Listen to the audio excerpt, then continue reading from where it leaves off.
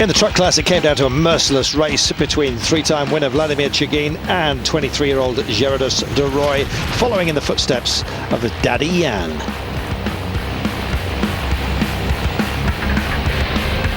Oh yeah, big footsteps they are too. Good. Slower cars were just pushed aside. If it's truck versus car, the truck usually wins. Cameras had three strong entries with Chagin, Kabirov and Mardiev, but few could keep up with Chagin.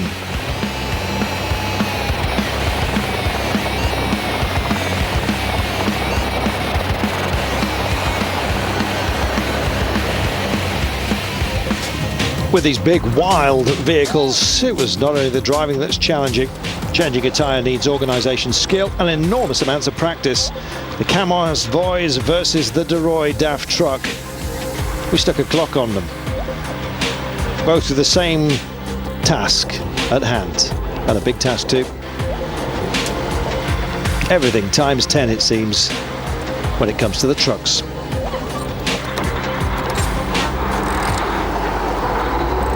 Well, maybe it had something to do with screwing the bolts up faster, but in the end, Vladimir Chagin was victorious once more, for the fourth time in a row. Behind him, teammate Kabirov, followed by the Dutchman, de Roy. We'll be back with more after this break. As the rally went on, the battle continued between Sainct and Roma. Roma was just about 3 minutes ahead.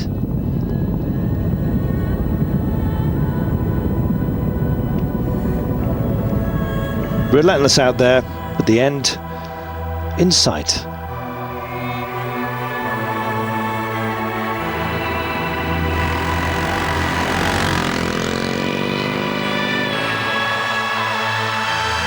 Between these two, it was titanic. It was simple. Richard Sainct had the navigation skills, while Nani Roma was just that little bit stronger physically. They were both on 660cc single-cylinder KTMs, and the battle plan was quite simple. Go flat out and try to shake off the other rider.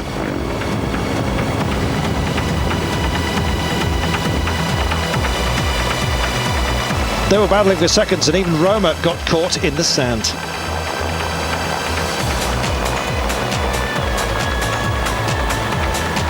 Struggling, fighting, needing to get going once more.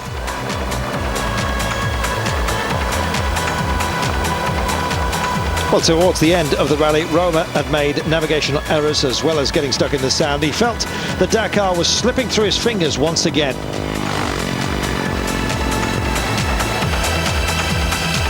On stage 14, returning to Suzuka, he was even asking the marshals how long it had been since Sainct passed by.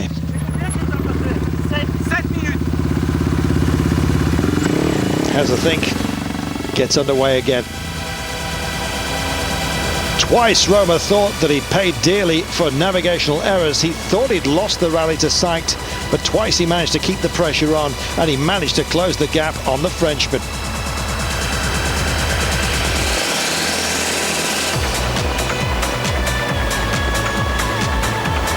Fabrizio Mione would take 6th place in the Dakar 2004. He had many problems on his enormous 950cc KTM.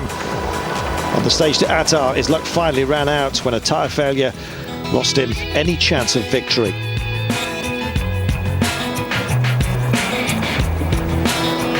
Norwegian Oliver Setup took 5th overall, a reward for consistency. Fine rider he is.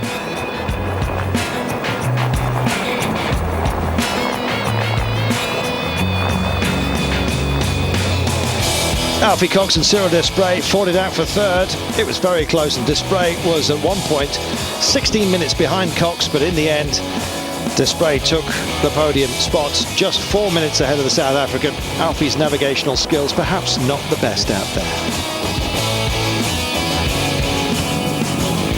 Well, the runner-up from the previous Dakar was not really in the same form. Too many crashes, too many navigational problems cost Desprez the chance of the victory.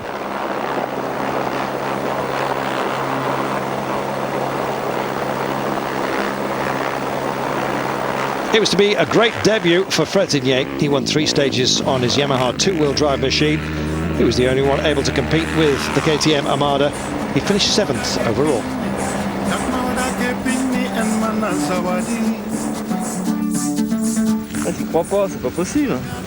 Up front, Nani Roma finally reached his goal and his dreams with 2 stage wins.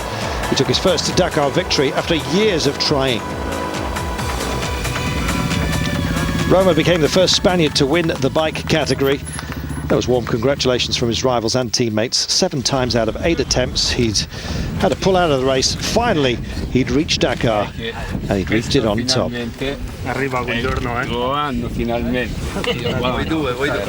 Nobody more pleased for him than the great man himself, Mione.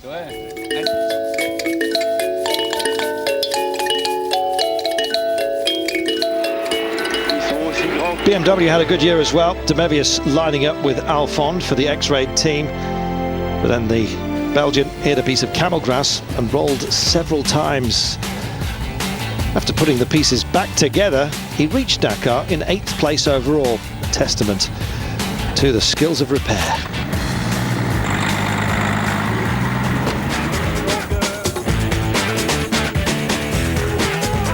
Jean-Louis Schlesser got 2 of his buggies to the finish. Jose Maria Serbia came in 19th overall, and Schlesser himself underlined his Dakar legend status with another top 3 finish. The big man on the podium again. Terrific.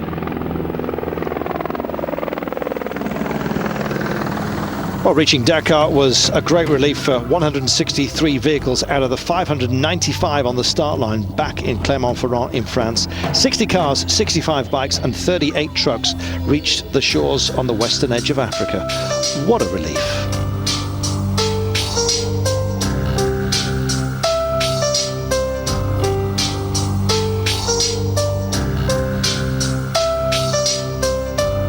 Time then for the finale. Thousands were out to see the last 27 kilometers towards the famous Lac Rose.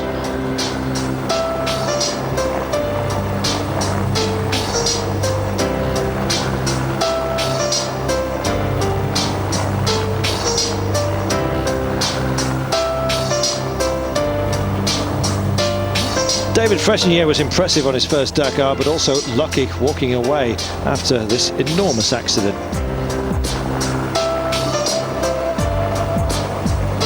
Cyril Desprez jumped for joy with a stage win, finishing 3rd overall. It was a Spanish day though. Nani Roma taking the victory by just under 13 minutes after 9,506 kilometers.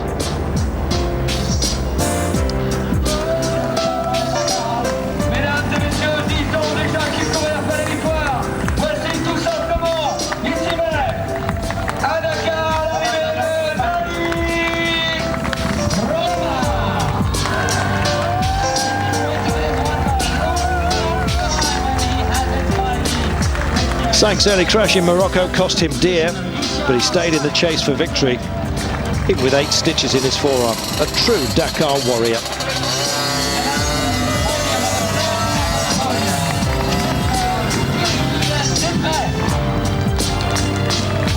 And Cyril Desprez on the podium, and rightly a share of the champagne.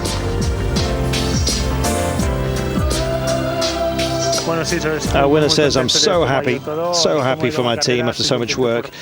It's a team victory, but also a big relief for me. I'm just so delighted," he said. The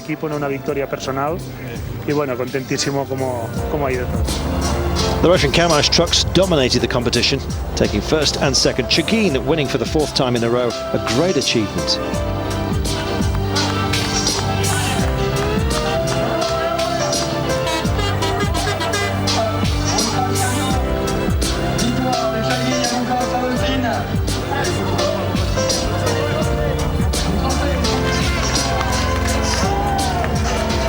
Pedans will stay relaxed on the final stage of the rally, something McRae didn't do.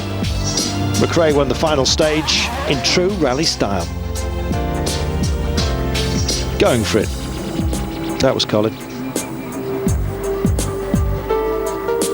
It was a triumph again for Mitsubishi and a triumph for Stefan Pederhansel. At 38, the Frenchman adds to his legend with his first win on 4 wheels. after winning it 6 times on a bike. The first to win both categories since Hubert Auriol, race director himself.